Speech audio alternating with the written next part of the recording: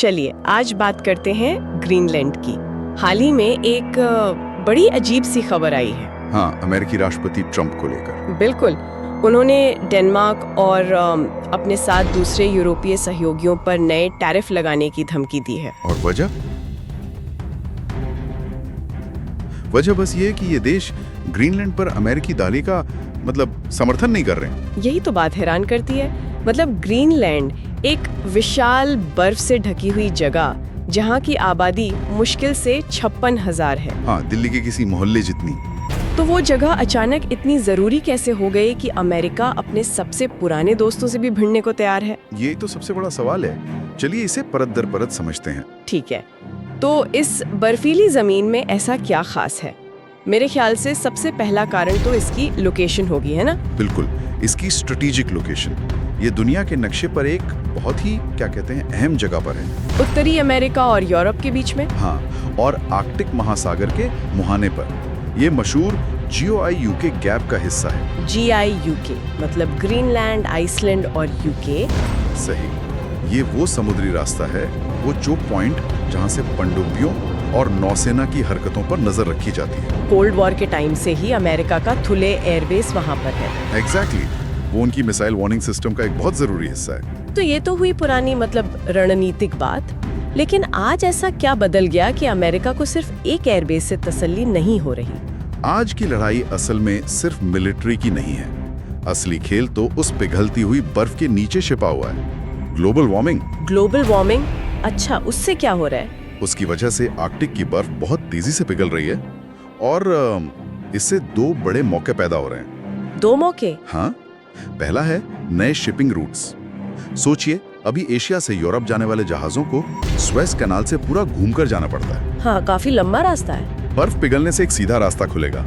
इसे polar silk road भी कहा जा रहा है। यानी हफ्तों का सफर और अरबों डॉलर का तेल बचेगा। बिल्कुल। और दूसरा मौका तो जैसे एक खजाना है। खजाना? उस मोटी बर्फ की चादर के नीचे तेल, गैस और सबसे बढ़कर रेयर अर्थ मिनरल्स के बहुत बड़े भंडार दबे हुए हैं। ओह, ये तो वही मिनरल्स हैं जिनके बिना हमारे स्मार्टफोन, इलेक्ट्रिक कारें कुछ नहीं चल सकता। सही। और अभी इन पर किसका दबदबा है? चीन का। दुनिया की लगभग 90% सप्लाई तो चीन से ही आती है। एग्जैक्टली। तो अमेरिका इस निर्भरता को हर हाल में तोड़ना चाहता है।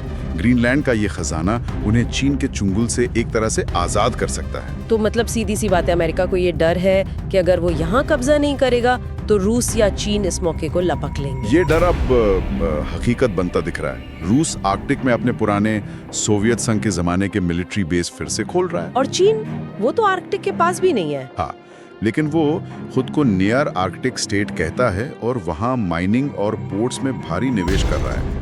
तो आर्कटिक अब एक नया चेस बोर्ड बन गया है, जहाँ सारे बड़े खिलाड़ी अपने अपने मोहरे आगे बढ़ा रहे हैं। शायद इसीलिए अमेरिका इतना आक्रामक हो गया है। अब बात सिर्फ बेस की नहीं रही, बल्कि पूरी जमीन पर मालिकाना हक की हो रही है। अमेरिकी संसद में Greenland annexation and statehood act नाम का बिल भी पेश हो गया है। लेकिन इसका जवाब भी बहुत कड़ा मिला है। यूरोप एकजुट हो गया है। फ्रांस, जर्मनी, यूके, हाँ, सबने इसे खुला ब्लैकमेल बताया है और वो डेनमार्क के साथ मजबूती से खड़े हैं। और वहाँ के जो स्थानीय लोग हैं, ग्रीनलैंड के लोग, वो क्या चाहते हैं? वो तो और भी ज्यादा गुस्से में हैं। डेनमार्क और ग्रीनलैंड में जोरदार प्रदर्शन हो रहे हैं। ग्रीनलैंड बिकाऊ नहीं है जैसे नारे लग रहे हैं। एक सर्वे में भी तो ये बात सामने आई थी। हाँ, 85% लोगों ने साफ कहा कि वो अमेरिका का हिस्सा नहीं बनना चाहते।